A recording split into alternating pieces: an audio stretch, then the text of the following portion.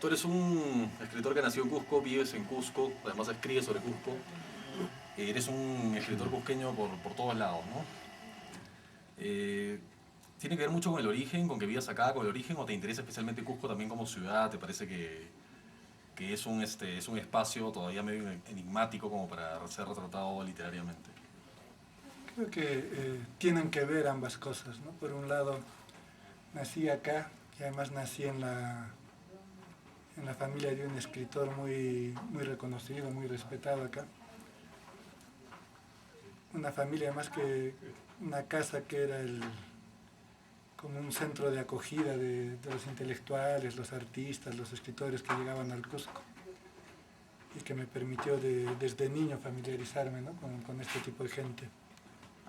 Tiene que ver con eso, pero también tiene que ver con una especie de descubrimiento que hago cuando regreso al Cusco después de vivir casi 10 años fuera del Perú. En Moscú. En Moscú, durante toda mi formación universitaria, en España, un par de años, en París, medio año, y regreso al Cusco y descubro, así una de las primeras tardes que salgo a pasear por la ciudad y que me vengo precisamente al sitio donde estamos ahora, San Blas, Sí. descubro que el Cusco es una ciudad bella. O sea, tuviste que salir para darte cuenta de eso. Tuve que salir del Perú 10 años, en ese lapso conocer, descubrir la belleza de las ciudades, volver y encontrarme con que el Cusco era una ciudad absolutamente bella.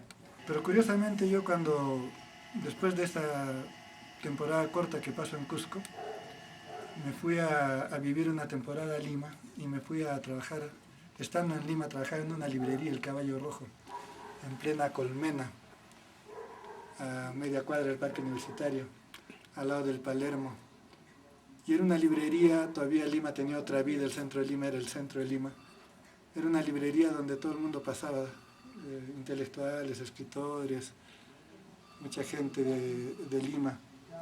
Y me encontré con un exalumno de mi padre que resulta que estaba trabajando en Ayacucho y me invitó a trabajar en la Universidad de Huamanga.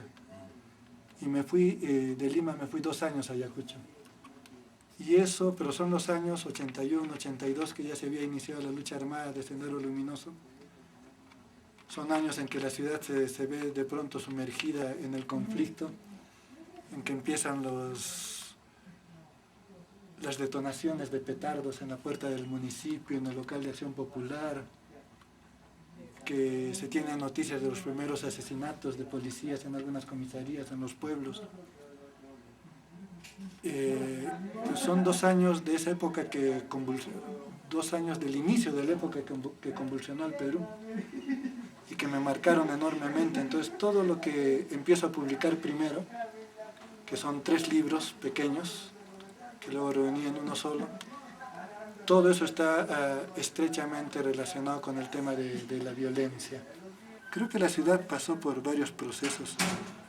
Al comienzo, a raíz de la presencia de los hinchis, del toque de queda, de los abusos que cometían los policías, hubo un periodo de idealización de Sendero Luminoso. Y en este periodo ocurre la muerte de Edith Lagos. Pero luego, cuando Sendero empieza a matar gente inocente y hacer las barbaridades que todo el mundo conocemos, por supuesto que esa pequeña luna de miel de la población con Sendero terminó, ¿no? Y la ciudad ya finalmente se vio encerrada entre 2 fuegos, las fuerzas del orden y los senderistas, ¿no? Bueno, ya habías estado, dices, en París, en España, pero venías a recibir una formación en Moscú que era, me contabas, marxista dura, ¿no? Cuando llegas a Huamanga y encuentras este movimiento subversivo que está empezando, ¿te sorprendió mucho encontrarlo así? ¿O era algo más o menos esperable? O sea, ¿te parecía de que todo eso que habías aprendido, no sé, en Moscú, podía ser aplicado de alguna forma, no sé si tergiversado o no, pero bueno, aplicado de alguna forma en el Perú, ¿te pareció raro o era algo que más o menos esperable? No, me chocó.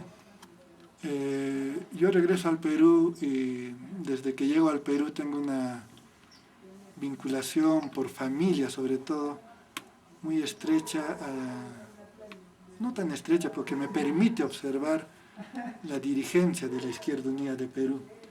Mi padre era un militante de izquierda de toda su vida, tenía familiares por el lado paterno y por el lado materno que también estaban muy vinculados a la izquierda. Carlos Iván de Gregorio, uno de ellos, primo hermano mío.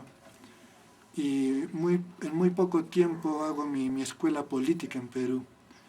Y en muy poco tiempo me identifico con el accionar de una izquierda democrática, que es el que pretendía, el espacio que pretendía ocupar Izquierda Unida. Entonces, desde un inicio siento más bien rechazo hacia lo que está haciendo Sendero Luminoso, ¿no? La aventura militar que está emprendiendo. No hubo de mi parte en ningún momento ni identificación ni admiración hacia Sendero. Y creo que temprano me di cuenta que uno de los problemas que estaba enfrentando la Izquierda Unida, nunca llegué a ser militante, pero me di cuenta que uno de los problemas que estaba enfrentando la Izquierda Unida era no hacer un zanjamiento claro y definitivo con Sendero Luminoso. Tu primer libro me contabas de que tuvo una crítica donde pasó o pensaban que era como una apología a Sendero, fue leído así como una apología a Sendero, ¿no? Yo creo que era un problema, más que de mi libro, un problema de cómo estaba viviendo el país y cómo estaban viviendo los medios de comunicación el problema de la violencia política. Las cegueras de siempre, las confusiones de siempre, de la UNDE diciendo que era un movimiento inspirado por la Unión Soviética y por China, ¿no? el más peruano de los movimientos subversivos que hemos tenido, inspirado ideológicamente en el maoísmo, pero generado y de actuación absolutamente peruana, ¿no? Y todos los libros que publiqué, los 3 libros que publiqué sobre el tema violencia, generaron ese tipo de reacción visceral, pero igual de izquierda que de derecha. A la izquierda no le caía bien que yo sea crítico de Sendero Luminoso, ¿no? O sea, que la percepción que mostraba en mis cuentos sea una percepción muy crítica de Sendero. Y para la derecha, simplemente tocar el tema de Sendero, eso ya era ser senderista, ¿no? Los últimos libros que estás haciendo ahora que no tienen que ver con la violencia, ¿eso se ve que lo ves como una madurez de escritor, algo así, o ya dejó de interesarte el tema de la violencia, crees que no se puede decir nada nuevo? Me sigue interesando, soy de los escritores que les interesa muchísimo su tiempo y su sociedad. Y en realidad yo creo que toda mi producción se puede leer partiendo de esa premisa.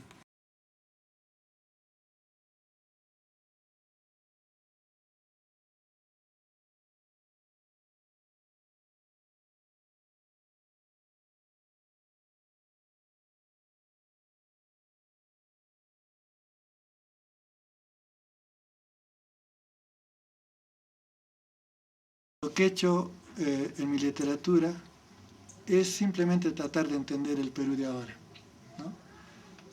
Pero eso de 2 maneras, combinando una incursión en la historia con una mirada al Perú actual, contemporáneo. Y en la incursión a la historia estarían libros como Señores de estos reinos o Asesinato en la gran ciudad del Cusco. Y la mirada actual la vas a encontrar en Cusco después del amor y en el Guachimán. Pero la mirada es siempre la misma. Pero es una mirada